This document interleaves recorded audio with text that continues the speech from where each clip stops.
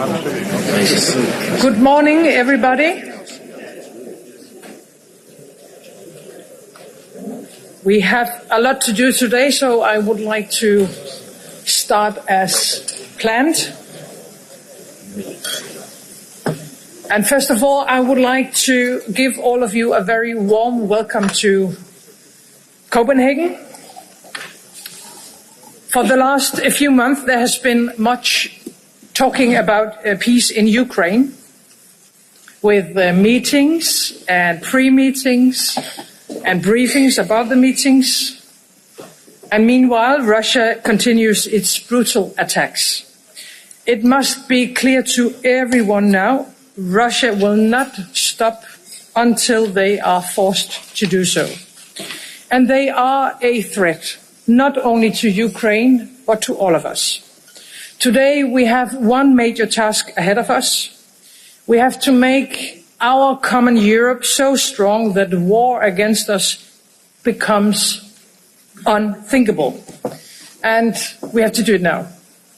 Excellencies, ladies and gentlemen, dear friends and colleagues, it's a great pleasure to welcome you here in Copenhagen. As you all know, this very forum was founded as a response by you, Emmanuel, to Russia's full-scale invasion in 2022, created to unite all of us.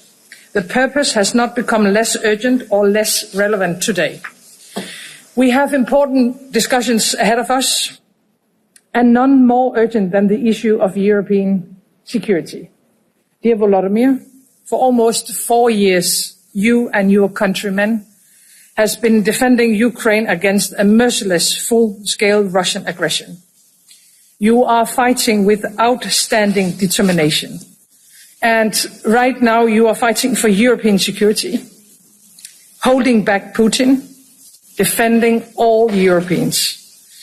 You have done what no one thought possible, and you support our steadfast support. We are around 50 leaders here today from all over Europe. We represent very different countries. We have our own interests, our own headaches, and our own wishes for the future.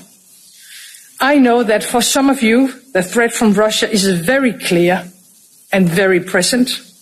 For others, it still seems further away. But none of us can no longer be naive. The war was never just about Ukraine. It is about Europe.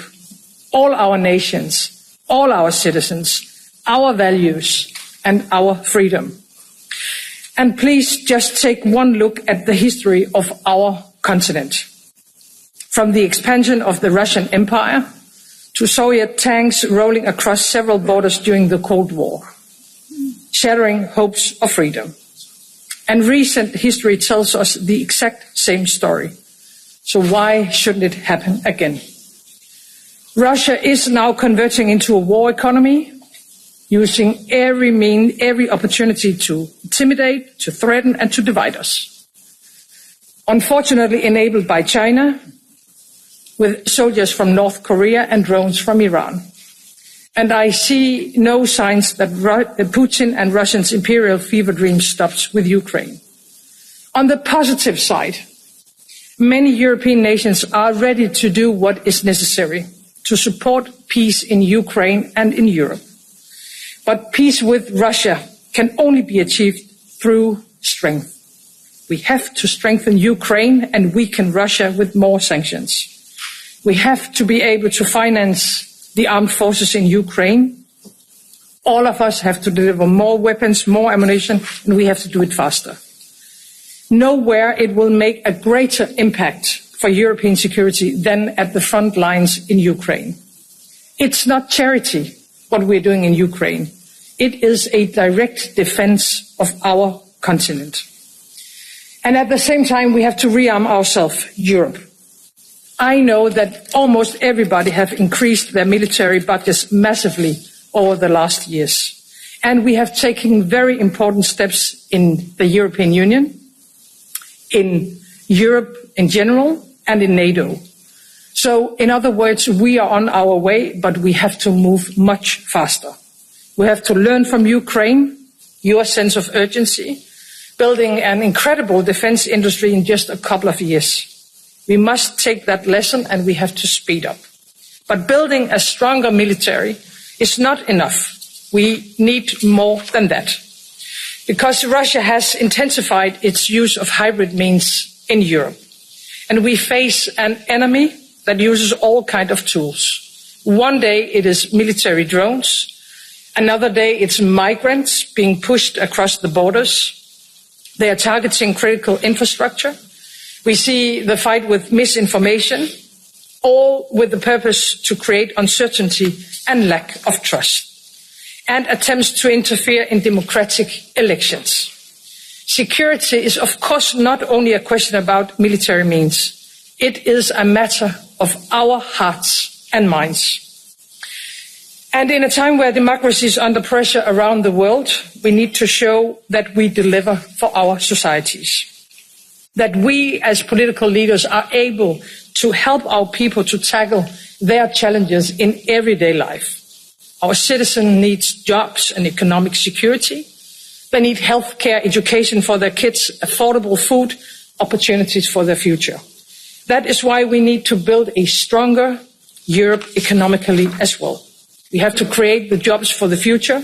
We have to reduce our dependencies. We have to invest in new technologies and source the critical raw materials that are necessary. And by the way, we have to take much stronger action on migration. We have to strengthen our borders. Uncontrolled migration is changing our societies, and it is our citizens that pays the price. Who can enter and stay in our country? It has to be a democratic decision. Before I pass the floor, there is one thing I want all of you to remember.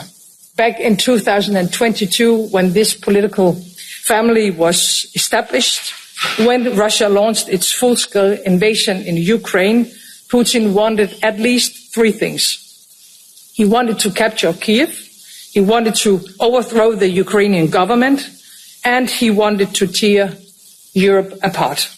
Today, after almost 4 years of full-scale war, after spending billions of dollars, sacrificing thousands of Russian lives, Putin has not succeeded in any of that. The war is a Russian failure. First and foremost, thanks to you, Volodymyr, to every brave Ukrainian man and woman fighting for our freedom, but also to every nation supporting you.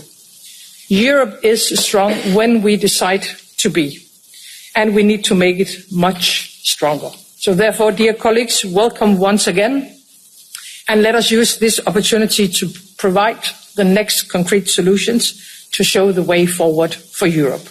Thank you, and I would like to pass on the floor to you,